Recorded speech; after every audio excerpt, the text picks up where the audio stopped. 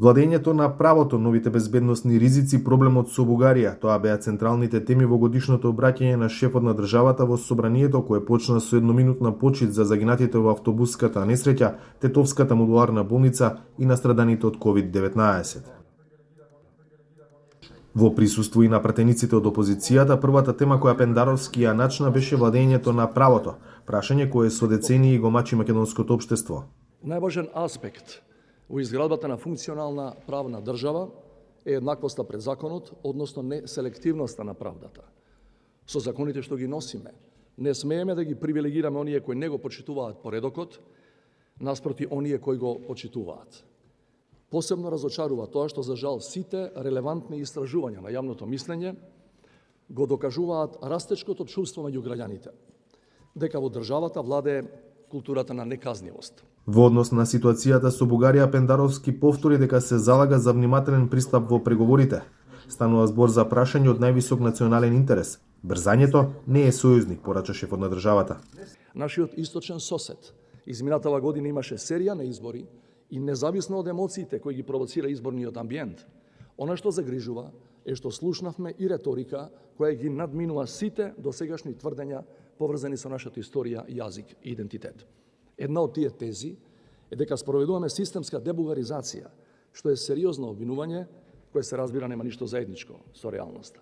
Невозможно е амбасадорите на 30 држави кои имаат своји амбасади во Скопје, од кои 16 се земји членки на Европската Унија и кои на дневна основа ги следат состојбите кај нас, да не известат во своите главни градови за еден таков процес, кој ако постои би бил рамен на геноцид.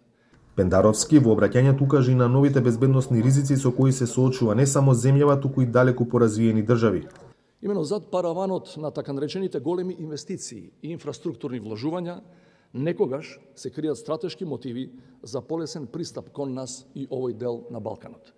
Како дел од обврските што сега ги имаме како членка на НАТО, но и заради усогласување со европската безбедносна политика, минатата година со американската влада подпишавме меморандум за разбирање со кој се оневозможува инсталирање на чувствителна телекомуникацијска опрема која може однадвор да биде злоупотребена за собирање податоци за македонските граѓани. Со други зборови, државата има обврска сите најави за големи странски вложувања да ги проверува и од безбедносен и од стратешки аспект. Председателот зборуваше и за заминувањето на Заев од премиерската функција. Повлекување во услови кога СДСМ е на власт го нарече чин за поздравување. Биевме заеднички битки, а имавме и несогласување, изјави Пендаровски. Опозицијата не верува во ваквите изјави на шефот на државата, му забележува дека е, како што го нарекоа, спореден актер во заевизмот. Тој не понуди ниту визија, ниту решение. За жал, председателот Пендаровски не може и не излегува од сенката на заевизмот. Заев во собранието со аплауз за крај го проследи годишното обраќање на Пендаровски за последен пат како премиер на Северна Македонија. За Гласот на Америка, од Скопје, Владимир Мирчевски.